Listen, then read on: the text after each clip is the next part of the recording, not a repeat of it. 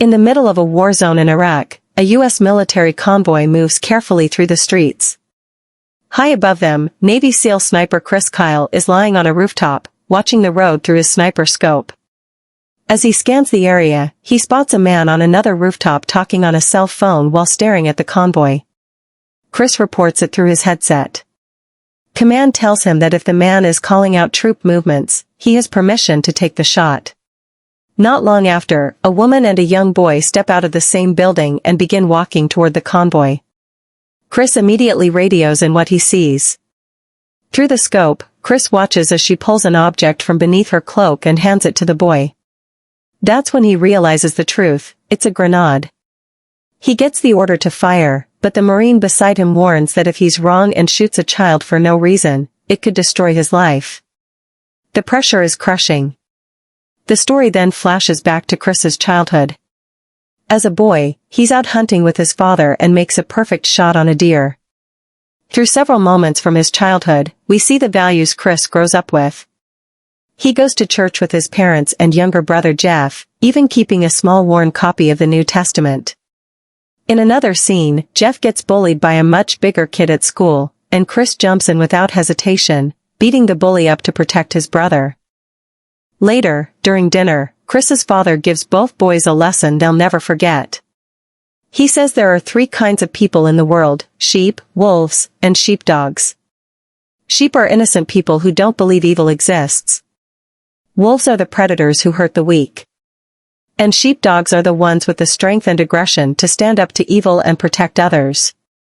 The speech clearly stays with Chris for the rest of his life.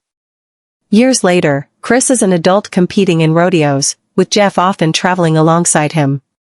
One night, Chris comes home and catches his girlfriend in bed with another man. Furious, he beats the guy up and throws him out, then kicks his girlfriend out too. Not long after, Chris and Jeff watch the news about the terrorist bombings of the U.S. embassies in Kenya and Tanzania.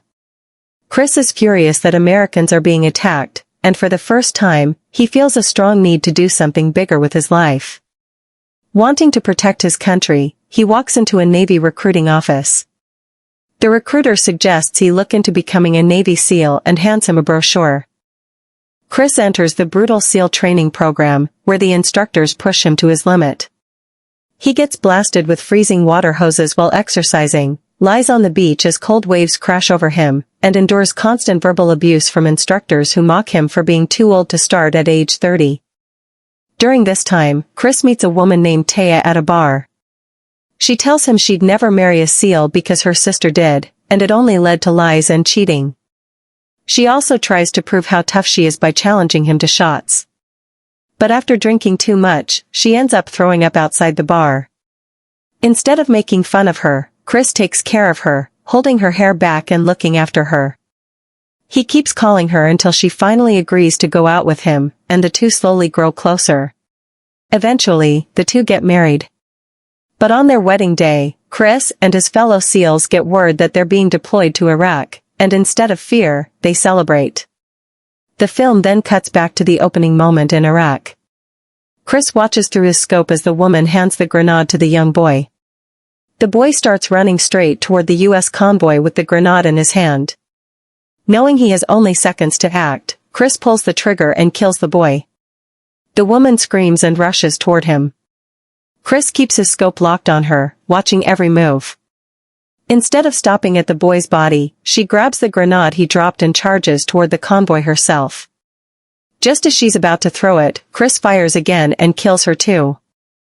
Back at base, one of the other SEALs congratulates Chris on his first kill. Chris doesn't show regret, but he quietly admits that this wasn't what he imagined protecting his country would feel like. From there, Chris continues serving as Overwatch for Marine units moving house to house through an almost empty city, hunting for an Al-Qaeda leader named Zarqawi. The Marines are told that any military-aged man still in the city should be treated as a threat. Chris does his job with deadly focus, taking out attackers carrying rifles, explosives, and anything that could endanger the troops below. At the same time, Chris hears about an enemy sniper named Mustafa, a former Olympic gold medalist known for making impossible long-range shots. Mustafa quickly becomes one of the most dangerous threats Chris will face in Iraq, While in Iraq, Chris stays in touch with his pregnant wife, Taya, through phone calls whenever he can. Taya tries to get him to open up about what he's going through, but Chris keeps most of it to himself. Even so, they still share small laughs and moments of warmth. She jokes about having to put the crib together all by herself, and both of them admit how badly they miss each other. Taya also tells him that his younger brother Jeff has now been deployed to Iraq too. During another mission, Chris grows frustrated with being stuck on Overwatch. He wants to be down on the ground with the Marines, kicking in doors and clearing houses. In his mind, his training makes him better prepared for that kind of work, and he hates the feeling of being unable to protect the men once they disappear inside buildings. Eventually, he leaves his sniper post and joins the Marines on the ground, where the men greet him like a celebrity, calling him the legend. As they move from house to house, they enter a home belonging to a man who refused to evacuate. The man insists it's his house and he has no intention of leaving it behind. With the help of an interpreter, Chris questions him and shows him a picture of Zarqawi, asking if he knows who he is. The man says he doesn't know Zarqawi personally, but he does know of Zarqawi's second-in-command, a feared man known as the Butcher. He offers to give Chris information about him, but only if he gets paid in US dollars. Chris agrees, and the man gives them a name. The name turns out to be useful intelligence, so Chris and his team prepare to return with the cash. On the drive back, Chris calls Taya, and she excitedly tells him they just found out their baby is a boy. Chris is overjoyed. But the moment is shattered when their convoy suddenly comes under attack. Chris drops the phone while the line is still open, and Taya can only listen in horror as gunfire and screams erupt on the other end. The attack is coming from Mustafa, the deadly enemy sniper. Chris tries to locate and take him out, but he's pinned down by heavy fire and can't get a clear shot. At the same time, the Butcher has discovered that the man gave information to the Americans. To make an example of him, the Butcher brutally murders the man's young son with a handheld power drill, then shoots the father as a warning to anyone else thinking of helping US forces. Both the Butcher and Mustafa escape before Chris and his team can stop them. More American troops arrive, and Chris and the others barely make it out alive. A few days later, Chris returns home, and Taya runs to him in tears as they reunite. But even back in the US, Chris struggles to adjust. During a checkup at the obstetrician's office, the doctor asks how he's doing. Chris gives the same answer he always does, "I'm fine." But when the doctor checks his blood pressure and finds it slightly high, both she and Taya become worried. Chris brushes it off and insists he'll handle it. On the drive home, Taya again tries to get him to talk, but Chris shuts down and repeats that he's fine. Soon after, Taya goes into labor, and they rush to the hospital, where she gives birth to their son. But before long, Chris is deployed again for a second tour in Iraq. Once he arrives, he spots his younger brother Jeff marching with his unit. Chris is genuinely happy to see him and goes over to greet him. But Jeff is about to head home, and it's obvious the war has changed him. He looks worn down, emotionally drained, and far more hardened than before. Jeff barely says anything, only walking away after muttering a curse that makes it clear just how horrible the war has been.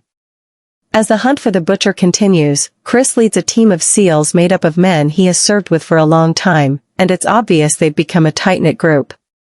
One of them, Mark, starts to question the war and admits he's having trouble with what they're doing. Chris pushes back, reminding him that they're patriots, that they're there to protect their country and the people they love back home. Eventually, the team gets intelligence that the Butcher may be hiding inside a certain building. To get close, they quietly break into a home across the street. The man living there insists that he and his family know nothing about any terrorists. From inside the apartment, the SEALs watch the target building and realize it won't be easy to get in unnoticed. Then the homeowner tells them it's a holiday and invites them to sit at his table as guests. The SEALs join the family for a meal, laughing and talking loudly to avoid drawing suspicion. During dinner, the man reaches across the table toward his son, and Chris notices something strange: the man's elbows are rubbed raw. That tiny detail makes Chris suspicious. Pretending he needs to use the bathroom, he quietly searches the apartment and discovers a hidden compartment in the floor packed with weapons. Chris returns to the table, pulls the man aside, and shows him what he found. At gunpoint, he forces the man to help them gain access to the building across the street. The man knocks on the door, and because he's familiar to the people inside, they open it for him. The second the door opens, a sniper drops the man who answered it. The team storms the building and clears it room by room, searching for the butcher. But once again, he slips away, escaping through hidden tunnels in the back. Back in the United States between deployments, Chris is having an even harder time adjusting to normal life. Loud noises instantly put him on edge. He seems physically present, but mentally he's still stuck in the war.